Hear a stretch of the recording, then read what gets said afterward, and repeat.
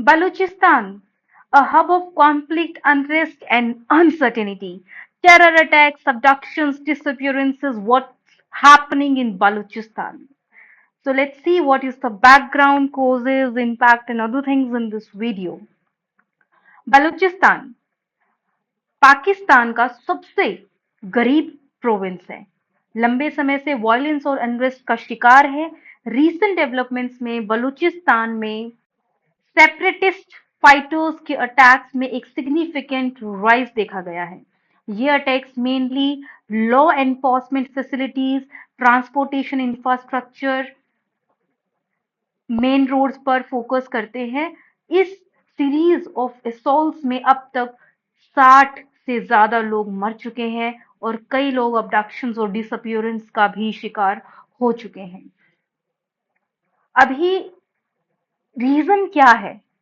इस एरिया में अपना इंटरेस्ट दिखाने का रीजन क्या है? देखिए, बलूचिस्तान पाकिस्तान के साउथ वेस्ट में लोकेटेड है, जहां इसके नॉर्थ वेस्ट में अफगानिस्तान, वेस्ट में ईरान और साउथ में अरेबियन सी है।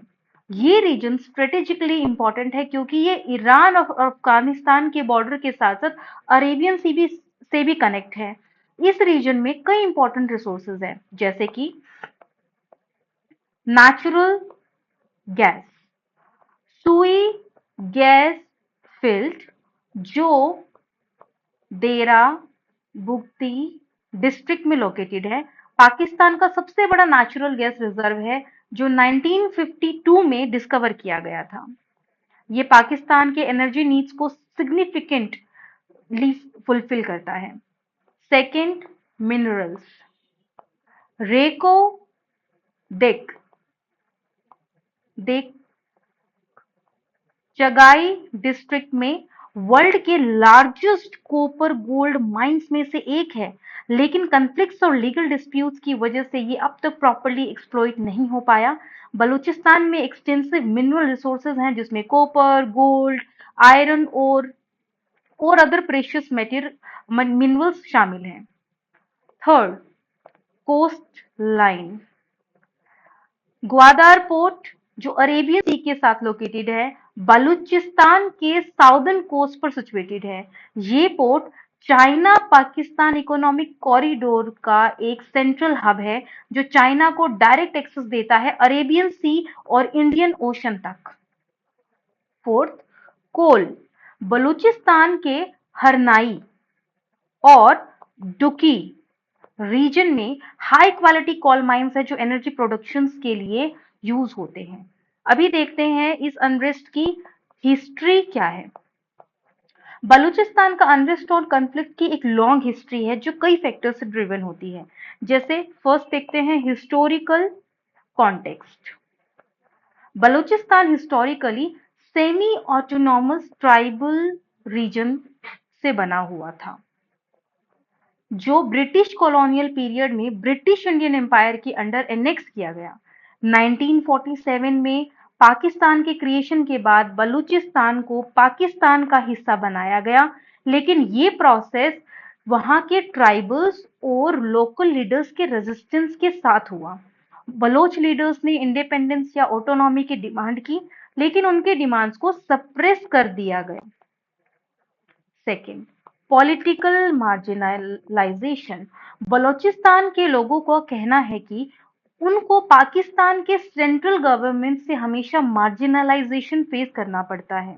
बलूचिस्तान की नेचुरल रिसोर्सेज का एक्सप्लोटेशन तो हुआ, लेकिन इनका फायदा यहाँ के लोकल लोगों को नहीं पहुंच पाया। बलूचिस्तान का डेवलपमेंट बाकी पाकिस्तान के कंपैरिजन में काफी पीछे रहा और यहाँ के लोगों को पॉलिटिकल रिप्रेजेंटेशन भी नहीं मिला। Third, economic exploitation. बलूचिस्तान के रिसोर्सेज जैसे नेचुरल गैस और मिनरल्स पाकिस्तान की इकोनॉमी के लिए काफी इंपॉर्टेंट है, लेकिन बलोच लोगों का कहना है कि इन रिसोर्सेज का एक्सप्लॉयटेशन सेंट्रल गवर्नमेंट और फॉरेन कंपनीज के फायदे के लिए ज्यादा हो रहा है, बिना लोकल पॉपुलेशन को बेनिफिट दिए। इस इकोनॉमिक एक्सप्लॉयटेशन ने लोकल रिसेंटमेंट को और भी बढ़ाया है। Fourth, tribal structure and autonomy. Balochistan की सोसाइटी ट्राइबल स्ट्रक्चर पर बेस्ड है, जहां कई पावरफुल ट्राइबल लीडर्स हैं जो अपने रीजन में ऑटोनॉमी मेंटेन करते हैं। पाकिस्तान की सेंट्रल गवर्नमेंट के साथ ये ट्राइबल लीडर काफी टाइम से कॉन्फ्लिक्ट में हैं, क्योंकि ये अपने एरिया में सेंट्रल इंटरफेरेंस नहीं चाहते। इस ट्राइबल स्ट्रक्चर और गवर्नमेंट के बीच के टसल वायलेंस और अनरेस्ट को फ्यूल करता है। प्रोमिनेंट ट्राइबल कम्युनिटीज बलूचिस्तान में कुछ हैं, जैसे कि Bugti, Marri, Mengal, Zehri, Rind. Fifth, separatist movement. Balochistan में कई सेपरेटिस्ट मूवमेंट्स हैं जो ऑटोनॉमी या इंडिपेंडेंस की डिमांड करते हैं। सबसे प्रोमिनेंट है बलोच लिबरेशन आर्मी, जो आर्म्ड स्ट्रगल चला रही है अगेंस्ट पाकिस्तान के कंट्रोल। इन सेपरेटिस्ट मूवमेंट का कहना है कि बलूचिस्तान के लोग अपनी आइडेंटिटी और रिसोर्सेज के कंट्रोल के लिए लड़ रहे हैं। Sixth, human right violations. Balochistan में ह्यूमन राइट्स वायलेशंस जैसे enforced disappearances, extra judicial killing और मिलिट्री ऑपरेशंस कॉमन है। पाकिस्तानी स्टेट ने सेपरेटिस्ट मूवमेंट को सप्रेस करने के लिए हार्श मेजर्स अडॉप्ट किए हैं, जिसमें इनोसेंट सिविलियंस भी टारगेट होते हैं। इससे रिसेंटमेंट और भी बढ़ता है। अब इस पूरे कॉन्फ्लिक्ट पर इंडिया का क्या स्टैंड है? India's stand. इंडिया ने ऑफिशियली बलूचिस्तान के अनरेस्ट पर अपनी कंसर्न को एक्सप्रेस किया है, लेकिन इंडिया ने ऑफिशियली सेपरेट मूवमेंट्स को सपोर्ट नहीं किया। इंडिया का स्टैंड ये है कि पाकिस्तान अपना इंटरनल इशू को एड्रेस करे, लेकिन पाकिस्तान का कहना है कि इंडिया बलोच सेपरेटिस्ट को सपोर्ट करता है, जो इंडिया डिनाई करता है। अब इस सारे कॉन्फ्लिक्ट का वर्ल्ड पर क्या इम्पैक्ट होगा? First of all, regional stability. Balochistan में वायलेंस और अनरेस्ट से साउथ एशिया की रीजनल स्टेबिलिटी पर नेगेटिव इम्पैक्ट पड़ सकता है।